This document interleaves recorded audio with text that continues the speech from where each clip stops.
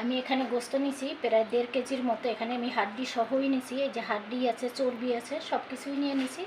এখন আমি এইটাকে ম্যারিনেট করব, এই জন্য এখানে নিয়েছি আদা, কাঁচামরিচ আর রসুন। সেটাকে আমি দিয়ে দিব। একদম মিহি করি নাই, আমি একটু মানে একদম মিহি নেই, একটু আসাল আসাল আছে। এই যে আমি সবটা দিয়ে দিব। আমি আদা রসুনটা দিয়ে আমি একটু মেখে নিব।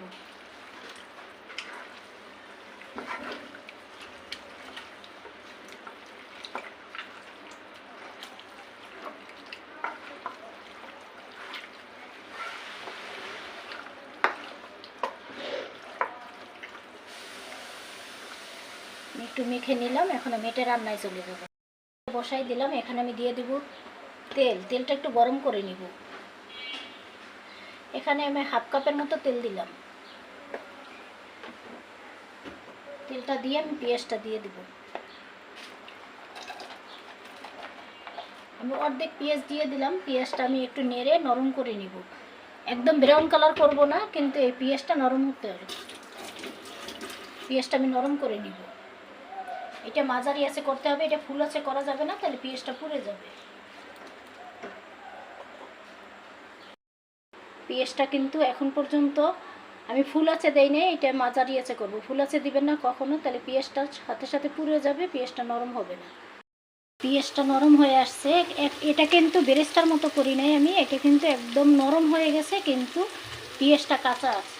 এখন আমি যে মাখা এই যে গোস্তটা আমি এটা দিয়ে দিব। এখানে কোনো পানি দেওয়া যাবে না।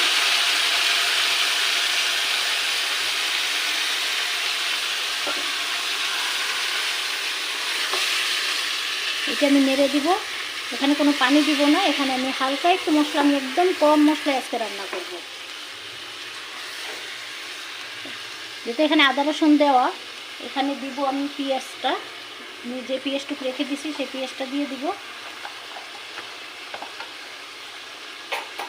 দিয়ে দেবো হলুদ গুঁড়ো। হলুদ গুঁড়োটা পরিমাণ মতো, গোস্তের পরিমাণটা আপনারা বুঝে দিবেন।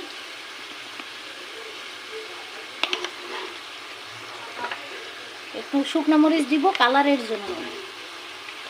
আমি একটা মশলা ব্যবহার করব, সেখানে গোলমরিচ দেওয়া আছে। আপনারা যদি চান আমি মশলাটা দেখাই দিব, আপনারা কমেন্টে জানাবেন। এই জন্য এখানে মরিচ আর ওখানে কাঁচামরিচ দেওয়া আছে, এই জন্য শুধু কালারের জন্য আমি একটু মরিচটা দিয়ে দিব। আর এখানে দেবো ধনিয়ার গুঁড়ো 1 চা চামচের মতো। খুব কম মশলা রান্না হবে।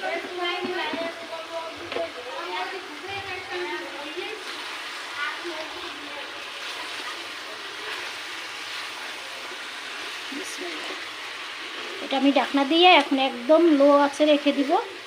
পানিটা বের হবে, তারপরে এখানে কিন্তু কোনো পানি অ্যাড করা যাবে না। যদি ফুল আছে দেন বা মাঝারি আছে দেন, তাহলে কিন্তু এটা একদম নিচ থেকে পুড়ে যাবে, পানি বের হবে না। গোস্তের মধ্যে থেকে কিন্তু একটা পানি বের হয়। আমি একটা ঢাকনা দিয়ে দিব। ঢাকনা দিয়ে ঢেকে দেই। আমি 2 থেকে 3 মিনিট পরে এটা খুলব। আমি ঢাকনাটা খুলে নেই। এই যে দেখেন কত পানি বের হয়েছে। এই পানিটা একদম এইটাকে ভালো করে কষাই নিতে হবে। এখানে কোনো পানি অ্যাড করা যাবে না। যতক্ষণ পর্যন্ত তেলটা উপরে না আসবে ততক্ষণ পর্যন্ত কিন্তু এটাকে কষাই নিতে হবে।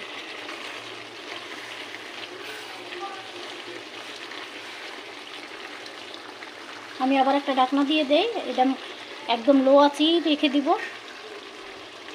কারণ যেহেতু এনে হাড্ডি আছে, এটা সিদ্ধ হতে সময় লাগবে।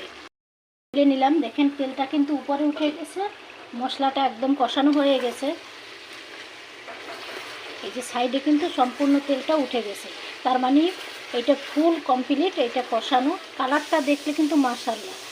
এখন আমি একটু চুলার আঁচটা বাড়াই দিব। বাড়াই দিয়ে আমি আর 1 মিনিট কষাই দিব। এখানে আপনারা যদি গরম পানি দেন তাহলে কিন্তু তাড়াতাড়ি সিদ্ধ হয়ে যাবে। গোস্তের মধ্যে যত ভালো গরম পানি দেওয়া যায় ততই ভালো। কাঁচা পানি দিলে বা ঠান্ডা পানি দিলে গোস্তটা কিন্তু আবার একটু শক্ত হয়ে যায়। একদম তেলটা উপরে উঠে গেছে। আমার গোস্তটা কষানো হয়ে গেছে। এখন আমি পানি দিয়ে দেবো। আমি পানিটা গরম করে রাখছি, আমি পানিটা দিয়ে দিলাম। আর গোস্তটা সমান সমান পানি দিব। বেশি দিলে কিন্তু ঝোলটা টানতে অনেক সময় লেগে যাবে। আর এইটা কিন্তু প্রায় 50% কিন্তু এটা সিদ্ধ হয়ে গেছে, আর বেশি পানি দিয়ে কোনো লাভ নেই। এটা গরম পানি দিতে সাথে সাথেই ফোটা শুরু করছে। এখন আমি 4 থেকে 5 মিনিট এটাকে ফুটে তারপরে আমি ঢাকনা দিয়ে ঢেকে দেব। সবসময় আসলে একরকম রান্না ভালো লাগে না, এভাবে একটু চেঞ্জ করে করে রান্না করলে স্বাদটা পাওয়া যায়। এক রান্না বারবার খেতে কিন্তু ভালো লাগে না। 10 মিনিট পরে আমি এই যে ঢাকনাটা দিয়ে দিলাম, আর ঢাকনাটা খুলবো আরও 10 থেকে 15 মিনিট পরে। এর মধ্যে আমি ঢাকনাটা খুলবো না, আর নাড়াও দিতে হবে না, যেহেতু পানি আছে এটা পুড়বে না, বারবার নাড়লে গোস্ত সিদ্ধ হয় না। আমি 15 মিনিট পরে আমি ঢাকনাটা খুলে নিই। আমি আর একটা কথা বলে নিই, আমি কিন্তু এই যে ঢাকনাটার একটা ছিদ্র থাকে, এটা আমি একটু টিস্যু দিয়ে আটকাই দিছি, তাইলে গোস্তটা যেহেতু প্রেশার কুকারে দিব না, তাড়াতাড়ি সিদ্ধ হয়ে যাবে।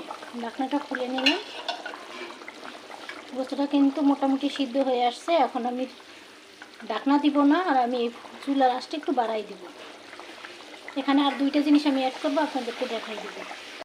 ঝোলটা টেনে গেছে, এখন আমি দুইটা জিনিস অ্যাড করবো। এখানে আমি দিয়ে দেবো একটু টক দই। এখানে আমি 1 টেবিল চামচের মতো টক দই আছে, সেটা দিয়ে দেবো।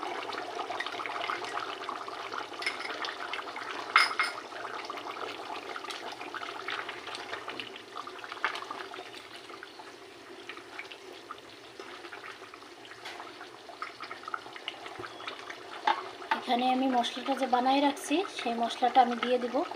এটা আমার ঘরে বানানো মশলা, দেখা যায় কিনা আমি এখান থেকে আমি 1 টেবিল চামচ দিয়ে দেবো।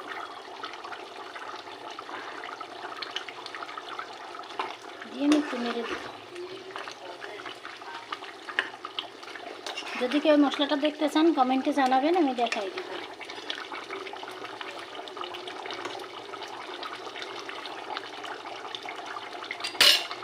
আমি এখন ঢাকনা দিয়ে আমি 5-7 মিনিট এভাবে রেখে দিব, তারপর আমি ঢাকনাটা খুলে আপনাদেরকে দেখাবো। আমি 10 মিনিট পরে ঢাকনাটা খুলি, দেখেন এই যে রান্নাটা হয়ে গেছে। মাশাআল্লাহ, দেখতে অনেক সুন্দর, স্বাদটাও তেমন। আপনারা এভাবে রান্না করে দেখবেন, আর আমাকে কমেন্টে জানাবেন রান্নাটা কেমন হয়েছে। সবাই ভালো থাকবেন, আমার জন্য সবাই দোয়া করবেন। আল্লাহ হাফেজ।